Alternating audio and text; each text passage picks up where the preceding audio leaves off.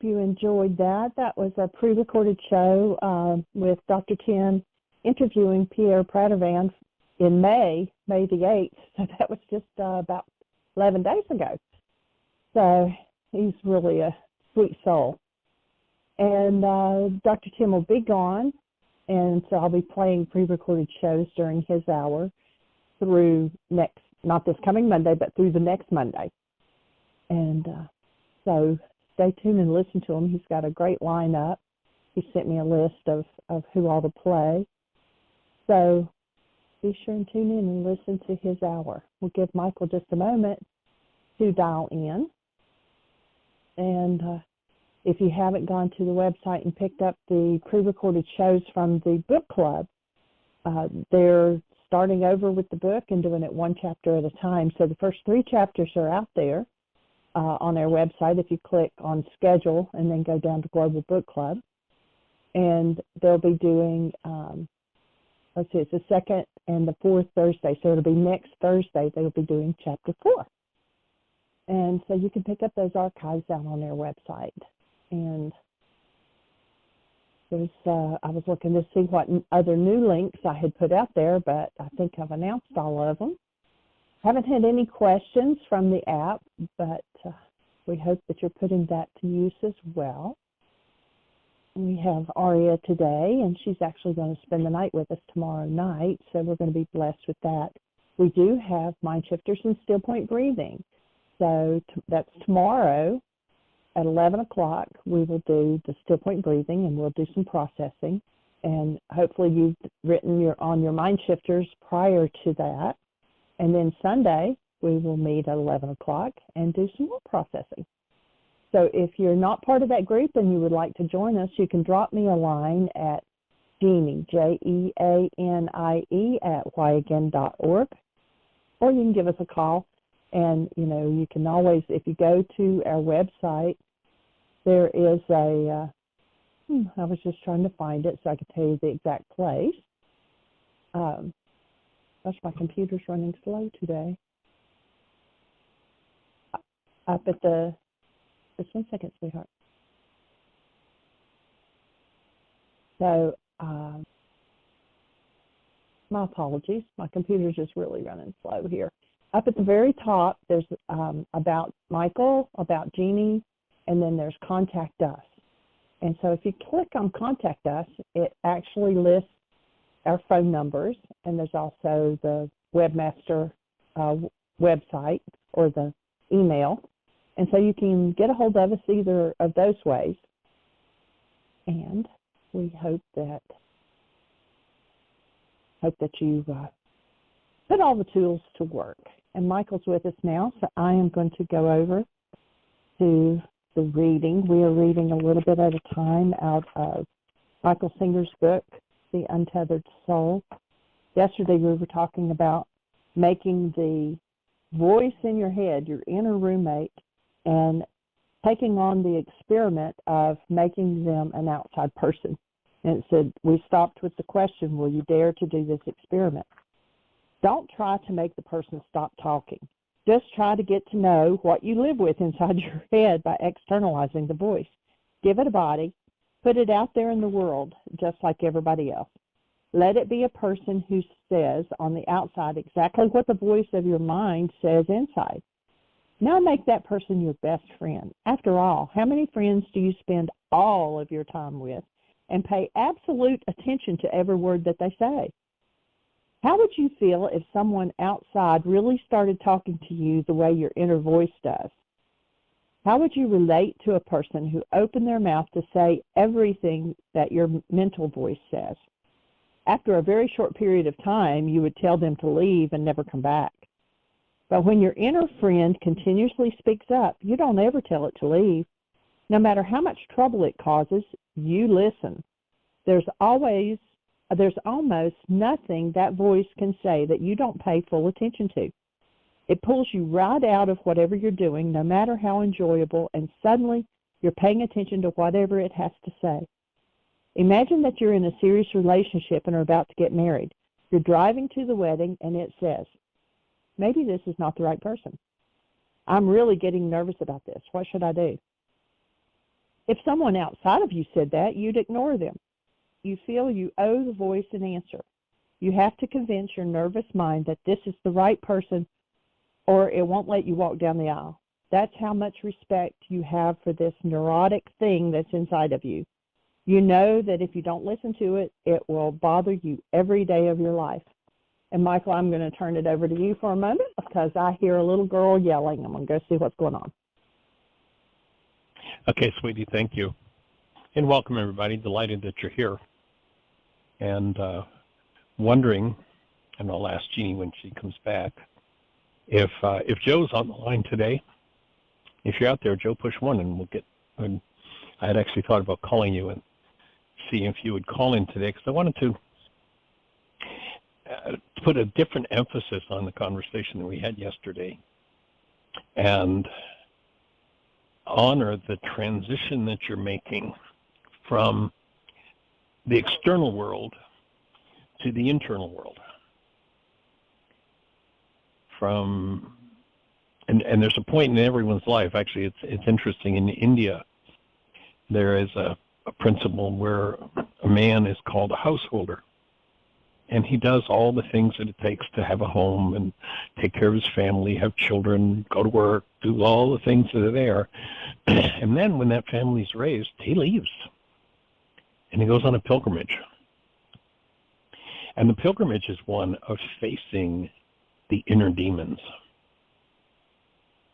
And most people's lives are tied up in, all the things that are going on in the world. The politics, relationships, marriage, family, money, success, fame, fortune, all of those things. And the busyness in that arena means we don't have much space to deal with that inner structure that we call self that really is not self at all. And that the core tool for interacting with that inner self, which is a product of literally 1,000 generations of unresolved dynamics. That's why that voice can be such a trauma for people. The self-doubt, the self-loathing, the playing out of the power person messages that were given to the child. And when under extreme stress, that inner voice comes out as an expression, and the voice sounds like, well, gee, this is my voice box, but the voice is really the voice of the power person. Internally dissociated from, it runs the game from the inside and becomes a major motivator for virtually everything that's done. And when you get to the point where you can let go of those external things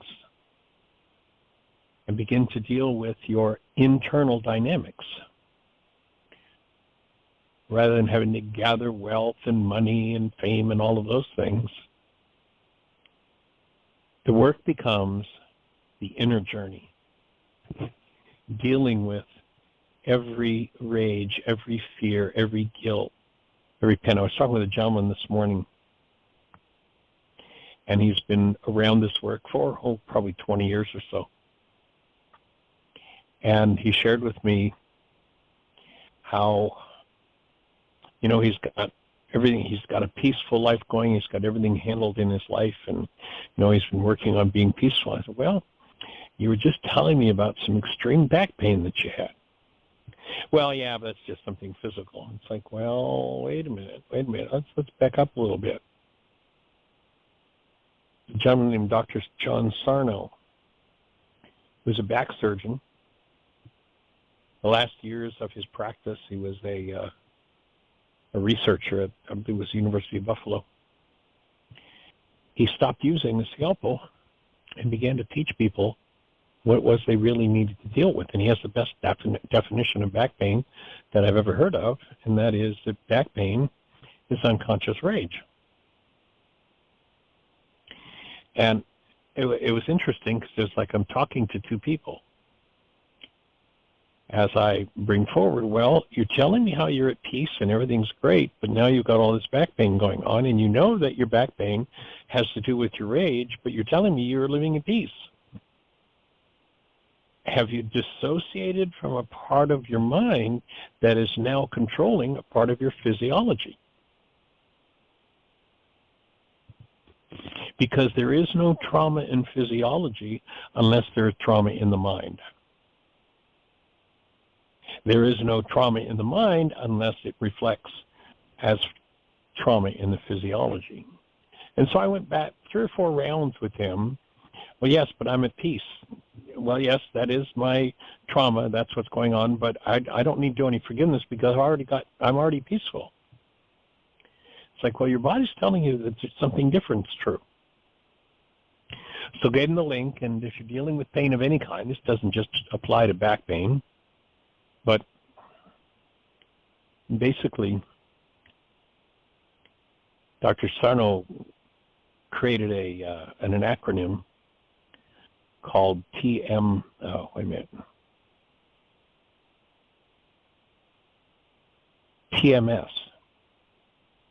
tension mitosis syndrome. And what he showed was that while the pain that we experience is physical and has a physical cause, the so-called physical cause is a reflection of what's going on in the mind. So tension mitosis syndrome means that when I don't want to deal with my pain, when I don't want to deal with my inner world, then I shut down awareness. And the way that I do that is I tighten muscles. And when those muscles tighten, it restricts blood flow. And when the blood flow is restricted, a 5% lack of oxygen to a cell means the cell's in excruciating pain. But it was a real challenge to get him to confront the fact that I'm not really at peace. I say that I am. I say that everything's serene around me, and but my body's going nuts, like to the point where it was laying him down, that he couldn't, get out of bed.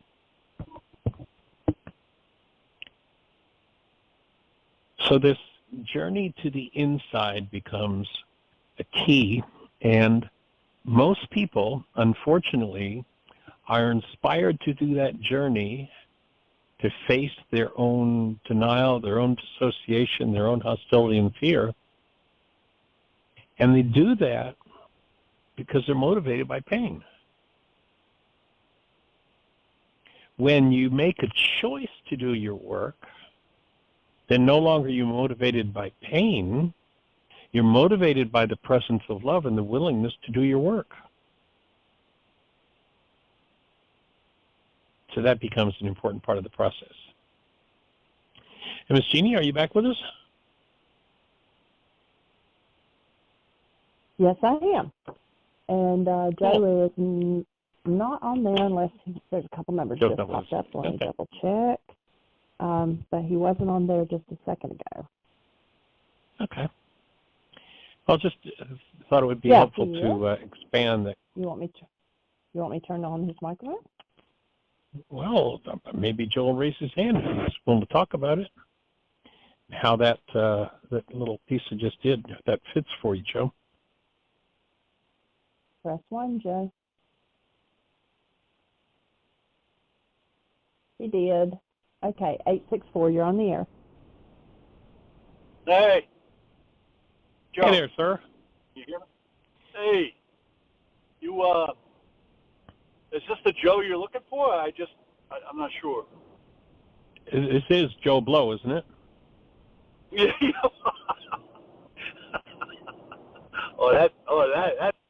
That's all there is right there. Got to be the right that's one. Good humor. Well, I mean, I just jumped on here and I thought, wait a second.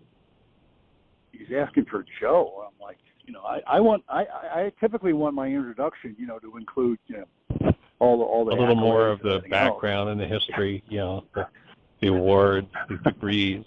Yeah. Mm-hmm. Exactly. Thank you very much. Yes, I didn't. Well, so you were talking about back pain, I guess, was it? Well, that's kind of was the end of the conversation, but the starting point and the reason I actually thought about calling you before the show and saying, "Hey, are you going to be on?" was with what you shared yesterday. It was just as I ruminated on it, the dividing line in your life of, being focused on the external world and then moving into deeper and deeper levels of this internal work, and how profoundly powerful that is, and how life-changing it is. I remember back several weeks ago we were talking, it's like nothing in your world was important but getting down, listening to the videos, doing the worksheets, and doing that inner work. And that's really a shift from, the external world and, everything about accomplishment and what have you, to really move into that other level. And I bring that up because most people, as I was saying, do this as a result of pain, motivated by pain, but we can do it motivated by choice, and the process simply becomes a whole lot easier. And the more willing we are to go into those depths, the more willing we are to face, Carl Jung says, a man will do anything to keep from facing his own soul. Oh, yeah. And when you choose to face your own soul, you're facing the source of all trauma, drama, pain, and everything changes. It's just, so that was kind of where I was thinking about checking in with you and inviting you back into the conversation. My latest, what's the right word? My latest discovery is this idea of gaslighting, that there's actually in my experience, that there, my experience was one where possibly I was doubting my own reality, because my dominant person would present it in such a manner as that you should question your sense of reality or your understanding of what's, real, because I don't think you have a good handle on it.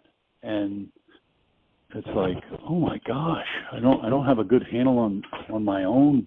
Well, then what is, then you turn and say, okay, well then you tell me what my reality is. Oh, that's exactly what I want you to say. I want you to ask me to tell you what your reality is, and I will control you from here on out, or from, until the next time around. Not anything you've ever tried to do with anyone in your life, right? What's that? I say not anything you've ever done with anyone in your life, right? Oh, exactly right. No. That's exactly the beauty of it, is that you can, the mirror gets held up, and you're looking into the abyss, and who do you see? But I see myself, and just, oh wow, and so that, and but to look into the abyss, and like you just said, in terms of to look into our soul, like I think you said, Jung, it's amazing how we've set up this extreme scariness, or this fearful nature of, oh, I can't do that. I won't make it, or just so much fear, I guess, and the construction of that fearful, controlling nature that gets handed down, and once again, I find wow, it's generational. We're not, it's one generation after another. We're not just talking about my mother or my mother's mother. Who knows? So. How did that song title go? How long has this been going on? Oh, that's a beauty. It's a great song, but it's about betrayal, or the aspect of, hey, wait a second, you can't be truthful with me. or I'm fascinated by the fact that the way I understand, I'm smarter than you, so therefore my reality is more correct than yours. I mean, it's the latest discussion I had with someone was, I want to stop the dog from barking at night, so I'm going to get a dog whistle. And when the dog barks at 1 o'clock, 2 o'clock in the morning, I'll blow the whistle. And it will be an irritant, and the dog will, hopefully add 1 and 1. When I do this piercing sound of negativity, shall we say, I will not persist in that behavior anymore. Right? That's gaslighting, isn't it? Well, it's the very definition of gaslighting. I'm going to override your reality with this irritant, with this attack, so that you'll stop functioning out of your reality. Yeah, and you look at the power struggles. That's basically the power struggle of life. Instead of people having relationships where there's mutual support, mutual caring, and safety, and the inquiry to together go into this inner sanctum, this inner work, and be supported in looking there and being able to question yourself and see if you're gaslighting yourself. Everything based on hostility or fear is the mind gaslighting us. Yep. Yeah. Anything to question reality. It's just fascinating that. Wow. Just get real quiet. It's in the commitment. Get real quiet. Go to that quiet place and listen. And it is revealed to me, to us. And, the other aspect is the doing thing. It's all, I got to do something. No, I don't. So. Powerful. And, you bring the point up. You mentioned the commitment to go into that inner sanctum and carry with you that commitment to yourself, that whatever you find there, you're going to treat yourself lovingly, gently, and with respect, honor who you are, and bring forward the truth of who you are, is another powerful component. It's like, it literally is like rescuing the soul from darkness. That state of being that is the love that we are created of, and bringing it into full expression within our own minds rather than being run by the internal gaslighter. Yeah. So nice work. The willingness for personal responsibility. It's just, it's not that hard. It sure seems like it's hard. And that's another one of those. Well, let's make it hard, because that way, when we do achieve it, we look what we've done. Oh, look at this grandiose thing that I did. It's like, well, it really wasn't. I don't know. Have you looked at the chart on the physiological effects of emotional suppression lately? No, but we talked about. You might want to dig that one up. No, you were talking in particular. Yeah. What was it again? Well, basically, the physiological effects of emotional suppression. It's a chart where we look at the thought disorders that literally shut the energy system down to the point where it dies. And the number one thought disorder, and this is for most people the terror of going inside consciously and looking and questioning, because very early, most every one of us was given a message by our power person, and the original message for most is, you're broken. There's something wrong with you. Yeah. You're not worthy. And who wants to feel that? Who wants to deal with that? Who wants to deal with the emotional trauma of being told that by the person that's supposed to be there to support you and cherish you? Yeah. And then from there, of course, that when we're designed to live, if you remember that chart, it starts out that we're designed to live in enthusiasm. Entheos means in God, in love. We're designed to live in and as the presence of love. But as we're doing that and rolling along, and this God called a power person shows up and says, you're broken, you're never going to be fixed, you're never going to be worthy, that wound is monumental. And it's the original wound that people pile on trauma after trauma, external focus after external focus, in order to avoid it and not deal with that. And yet that is underlying virtually everything that surfaces in the mind about self until it's faced and forgiven.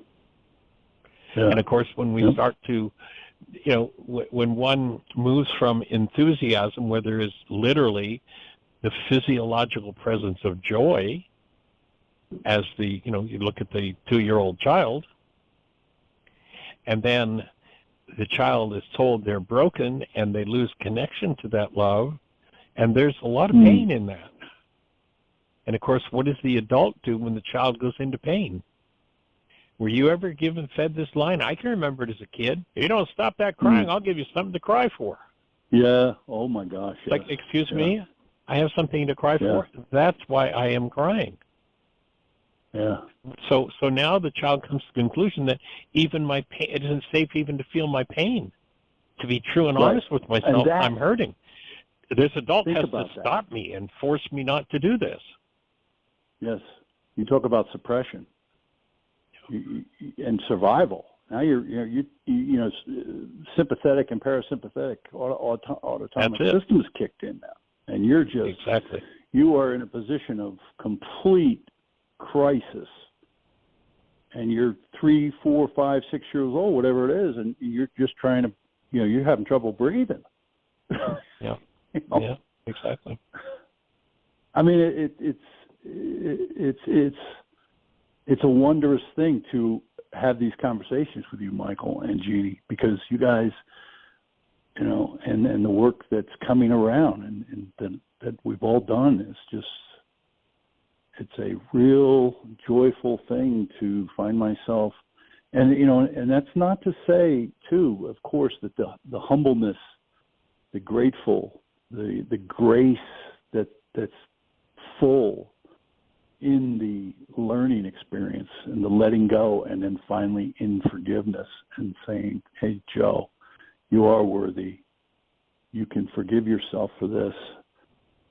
Take your next steps and move forward. Remove this from self. Move it. Yeah. Well, when you look at that chart, if you look at it, go ahead. No, you just talk about taking a breath and,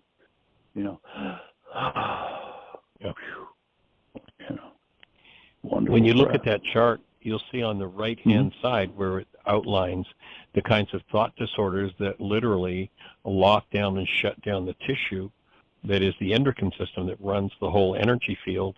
And you see as people go, they're externally focused and unconsciously going deeper and deeper and deeper into that state of self-destruction while struggling to keep focus on the outer world. And then if you move over to the left-hand side of the chart, and you start at the bottom, there's the healing process laid out. So what do I face? I face this thought disorder. I face this. And I remove those things and discover the truth of who I am as a human being. Yeah. I'm also fascinated by the level of commitment that someone or that others have to a healing process, not the healing process, to a healing. So in other words, this is what I diagnosed for you. Here's what I think. You're bitter about this, and this. And it's like I'm sitting there, and I'm listening to this, and I'm going, oh my gosh, it's a mirror. This person has raised their mirror, and because their diagnosis goes through their filter. And it's like, the reason you see the bitterness in me is because it's within you.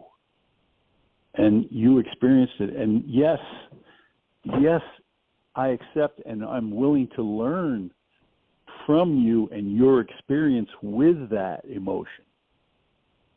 And can we walk together and, forgive ourselves for the thinking that we're using now with regards to that, what's the right word, injury or misthinking, misguided understanding.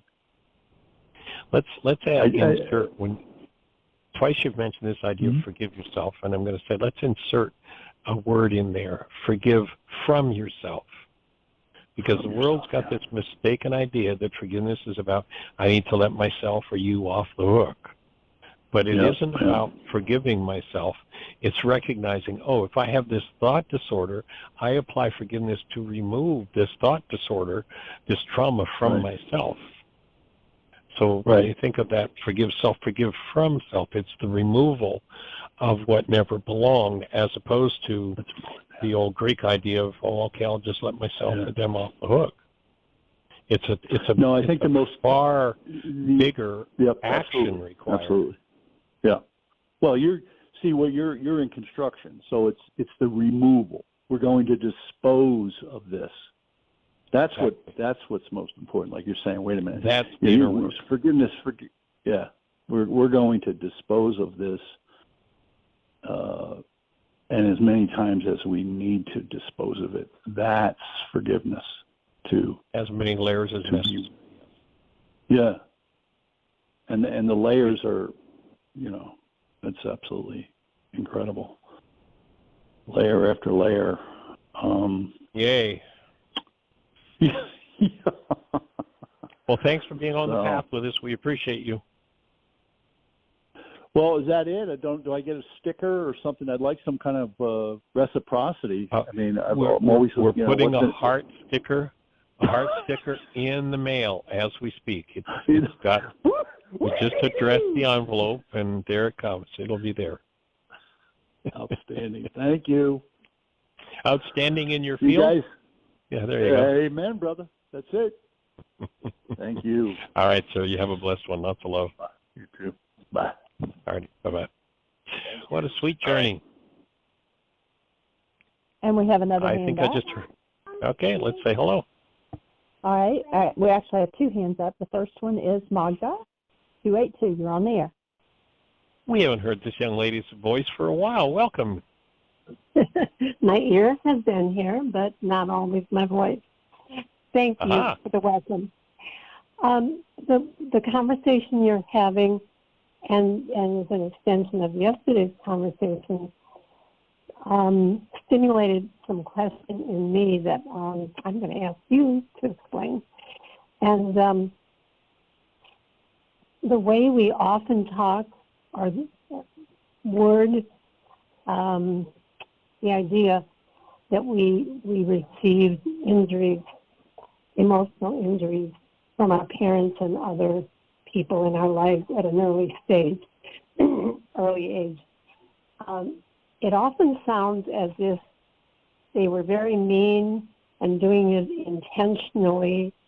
And so my question is around that.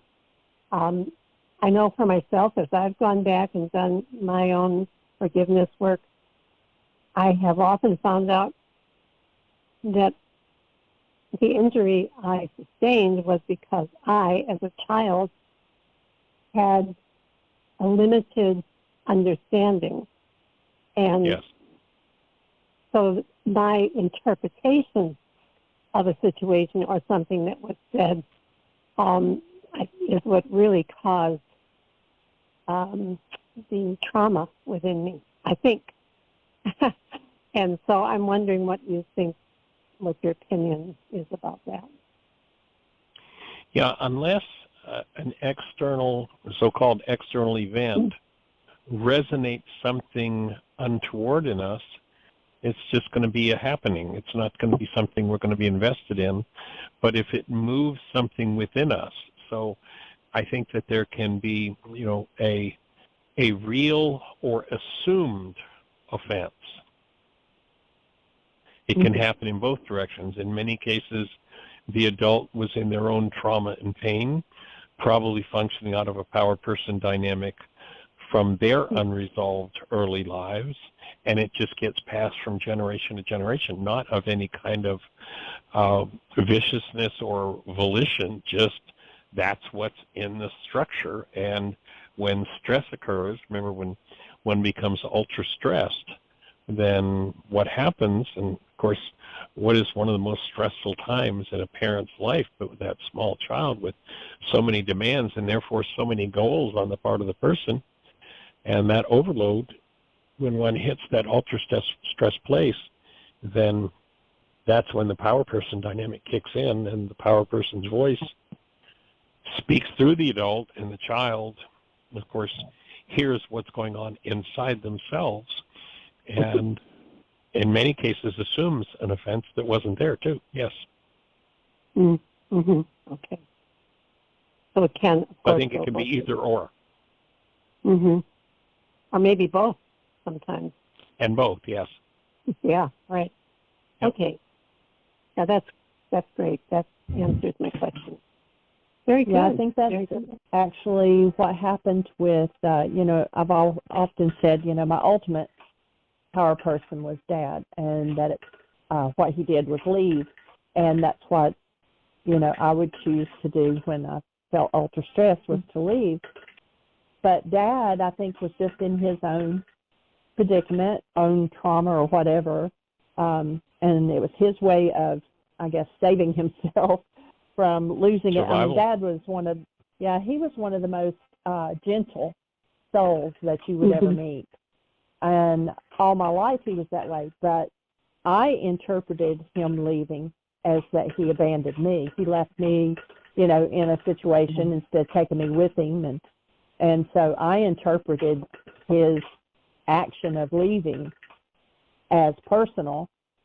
And, he never told me I do this to survive. But then I took it on, and that's, what I ultimately would want to do to, quote, unquote, survive. So I don't think there was any intent on his part, but it was my interpretation of it. So, yeah, it's a good way of looking at it, Michael. That's a great example, Jeanie. Great example. Yeah, and then later, as we go through life as adults, our interpretations are applied then to other situations that are similar. It's that inner roommate that keeps talking. Yeah, there you go. Yeah. Exactly right. Interpretation is where it is at. And so we everybody's got a reality. Right, and that's what we apply. Okay, wonderful, thank you. And so you have another caller, and I'm feeling complete, if you are. All right, dear heart, have a blessed one. Oh, and you too. Blessings. Bye-bye. All righty, bye-bye. I'll listen. Bye. And it was actually Peter, and he has dropped off, so I don't know if, I guess he maybe have to call back in. Oh, there he is. Hi, Peter. Hello. Welcome. Hey, welcome, Hi. sir. Good to hear your voice. How do you be? I'm good, and I will. I speak into that what you just spoke about with Mug, and that was not the reason I wanted to call in, but now here we are, and I did some forgiveness this morning, and as of now, I have yet to ever really see any kind of what you will label as bad behavior from my parents towards me. And the thing that came up for me this morning was, as a young child, I could really experience the sense of being a young child, seeing my parents having contempt, being condemning in between themselves, and I had no stronger desire or wish than to fix that, to solve that. But I have never, as of now, I have not gotten in touch with any kind of so-called bad behavior directed towards me. Right. was just what was happening. What was happening, and I took that on as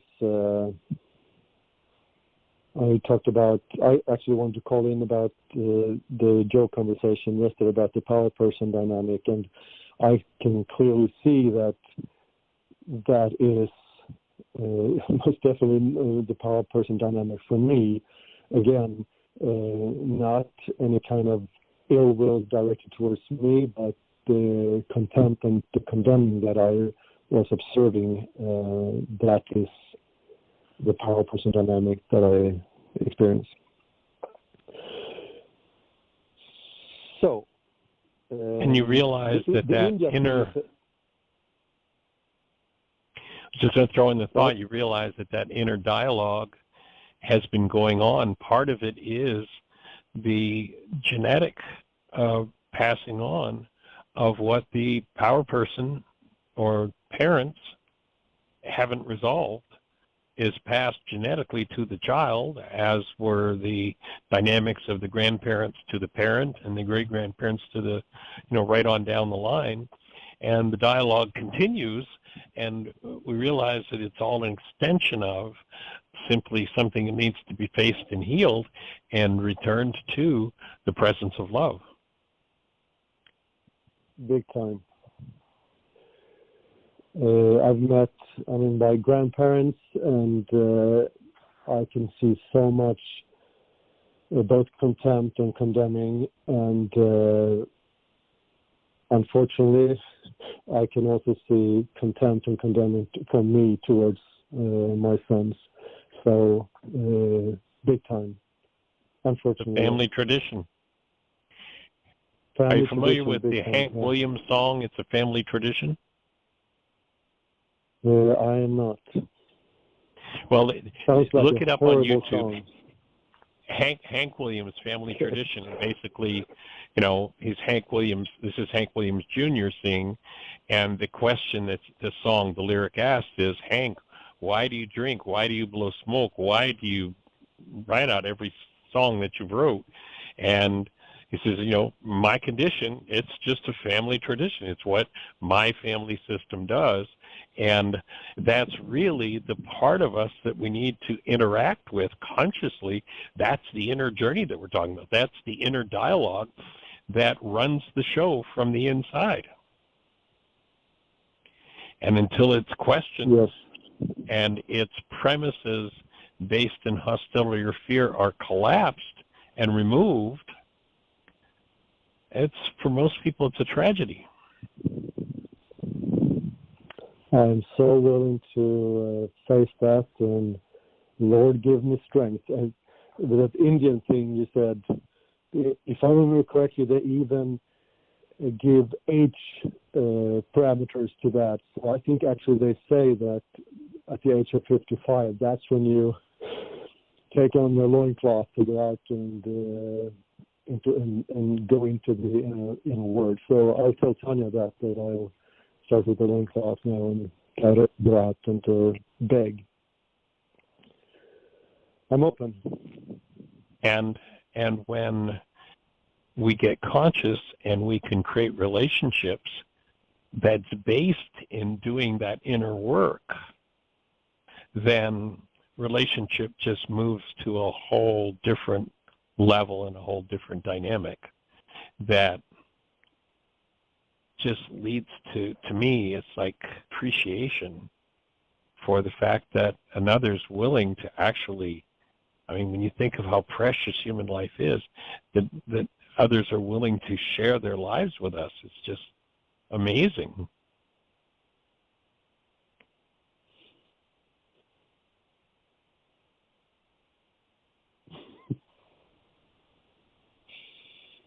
Go for it. Good point. I was laughing. It was just a good point. Yeah. Yeah, that gratitude is a distinct expression of the presence of love that is extremely powerful in the healing process. You said relationship So first I thought about like my father, my mother, or my children, my wife. But last night I spoke to Jean Rampage for a long time.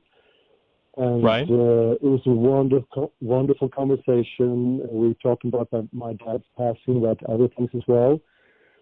And the experience I had this morning was that I'm thinking the conversation we had heightened the vitality within me. So new stuff was surfacing this morning, like right on waking up. And it felt like it was, I mean, we had, like I said, really good talk, and it was focused on the spiritual part, and it was just, that's what I got, that this was from that we together heightened the vitality and some new stuff could surface. Joining with another human being is powerful. Like that. Yeah. Doing more gathering. You know, if my vitality meter is at 4 and yours is at 4 and we connect, we now have a power level of 8. A whole lot of healing is going to show up if there's willingness. Good. So question on from yesterday and also today about the gaslighting. I'm not really familiar with the concept, sort of, but not really. But the thought I had already yesterday and even stronger today, gaslighting, could you even talk about that concept in the Armageddon, the battle between the being and the non-human being? Because, I mean, I believe, to some extent, what I've been told, or not told, but as what I identify with as my non-being human. And that's kind of what I heard you explain about the gaslighting. Someone else telling you of, and then you're going to believe that. Well, there are two layers of it, and you know, you can look it up. You know, it's probably on Amazon, available for a couple of bucks. Gaslight, and it's a very powerful film. And this man, you know, basically through the whole film, he's systematically destroying his wife's ability to realize who she is as a human being and value herself. And so it's just, you know, feeding her destructive reality after destructive reality after destructive reality. And when you realize that human life is made of love, this whole inner voice that's based in hostility or fear is continuously gaslighting us, telling us story after story after story, and the people around us, when we share that, are like, what are you talking about? But that's what that inner, the unfaced and unresolved non-being self is one continuous gaslighting story that voids the experience of ourselves as the presence of love.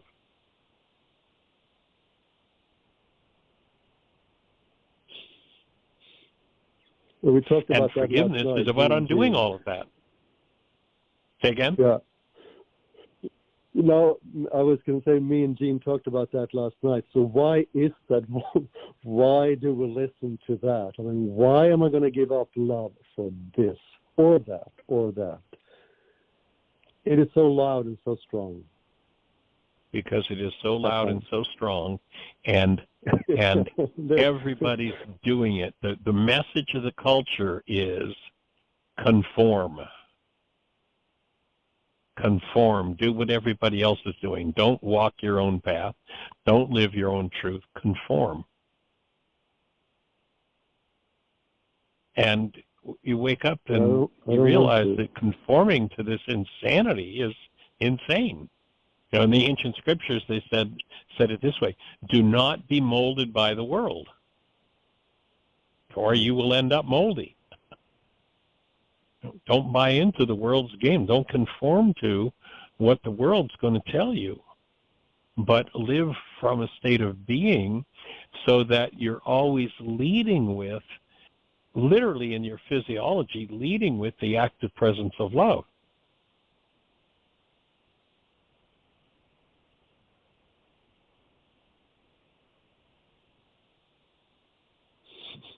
I want that.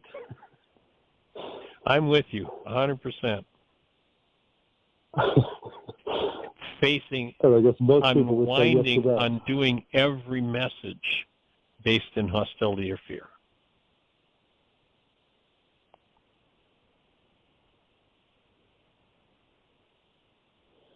I've heard you say so many times about the example of that when you share that, getting across the point that that thing out there does not cause what I'm experiencing inside of me.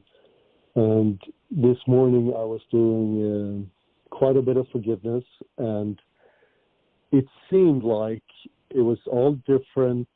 Peter was always the theme, but it was completely different stories. I mean, really completely different stories.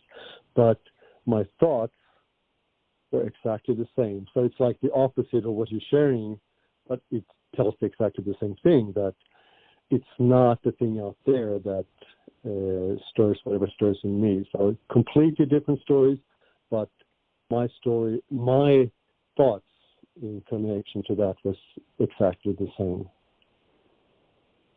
Yeah, and it ties back into, the whole title of the work and the title of the book, Why Is This Happening to Me Again? And most people think that that's about, yes, they out there are doing it to me again, and they don't realize that it's no, my reality structure is set up to bring this interpretation forward again and again and again and again, and it's based in the unresolved dynamics of the generation passed on from one power person to the next to the next. And the journey inward is to face the record of that in ourselves and remove it.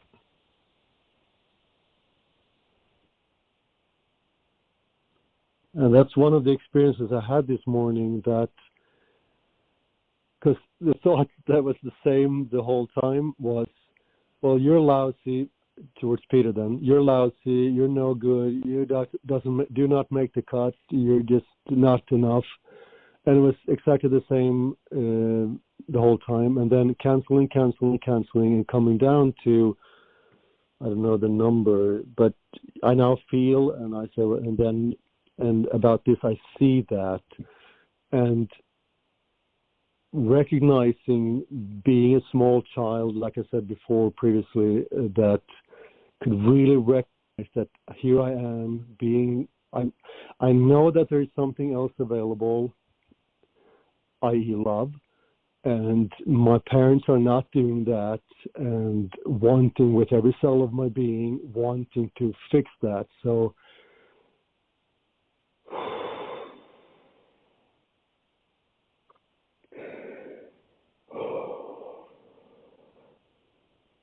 Breathing with you.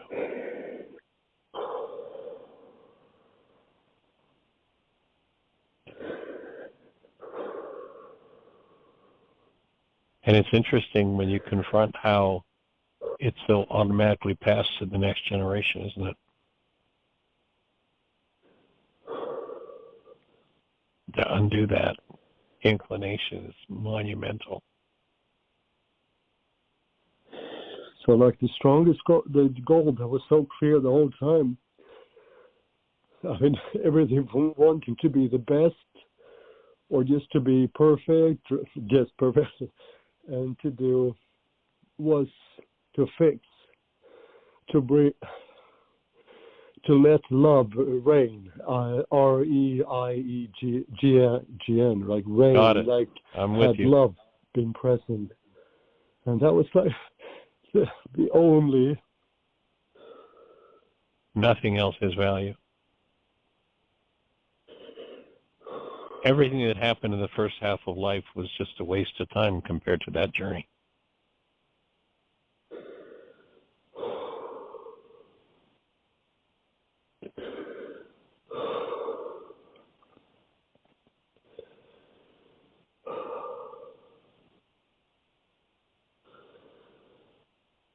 And So notice that you that's have all sufficient value. Notice that you have sufficient value that you've got a support team of people all over the world right now focused on breathing with and extending love toward Peter in support of this healing dynamic. So we're in this together.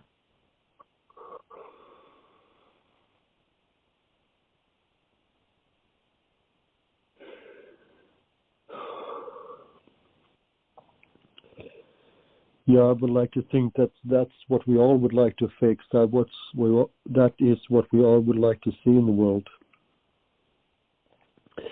Love being love reigning, love being raining as in precipitation as well.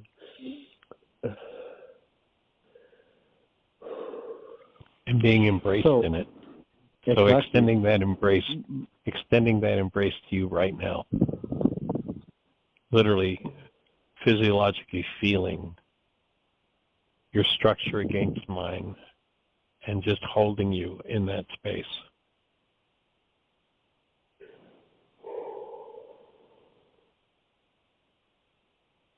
That's so safe that lets everything open that needs to open. And the only reason we haven't faced it previously is because it wasn't safe enough. And every decision, every choice is part of what builds the energetic structure of our future. And every decision and every choice that was based and came from and reflected some form of hostility or fear can now be undone and replaced with the active presence of love.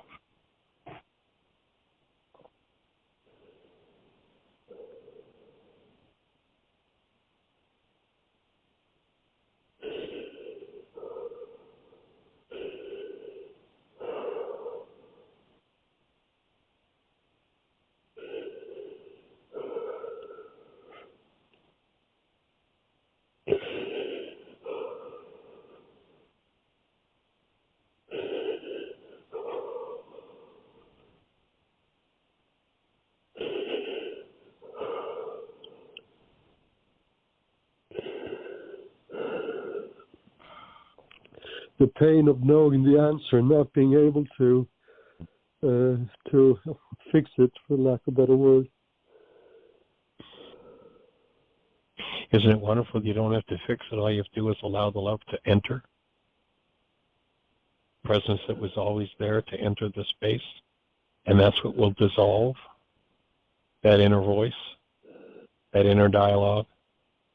That's what resolves the generational pain and the generational trauma that just moves from one generation to the next, to the next, to the next, until somebody steps up and says, I'm going to start to go in instead of out.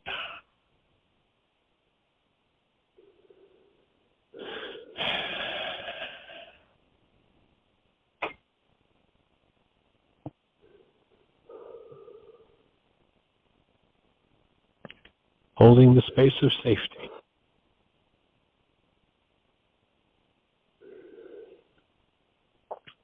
In my defenselessness, my safety lies. My power and my safety. Because that's where your power is too.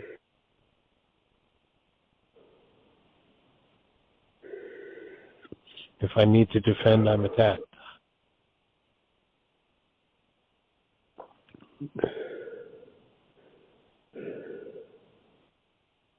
And just breathing with you. The show's going to cut us off any minute now. But we'll just let go of the outro and just be in this space, holding you, cherishing you, valuing you.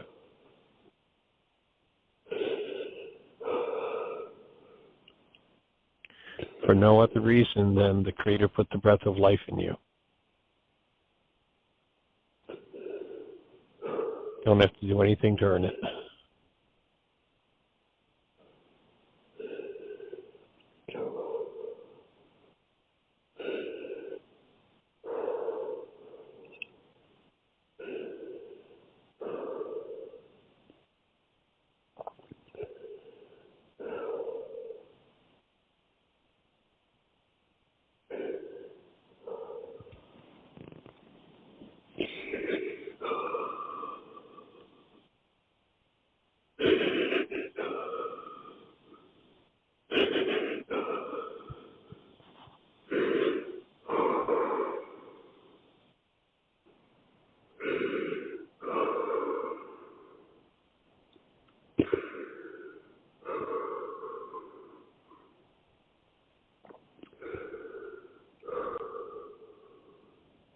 Takes a lot of courage.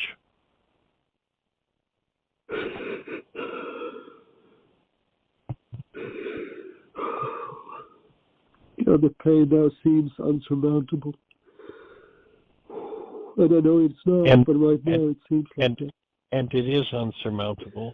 When you keep allowing the breath to deliver the presence of love, that's what dissolves it.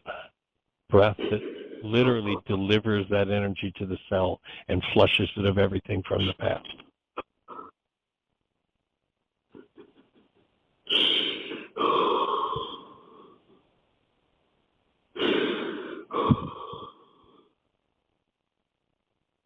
And when you are healed, you are never healed alone. Millions yet unborn will benefit from the work you do and that you share with the world.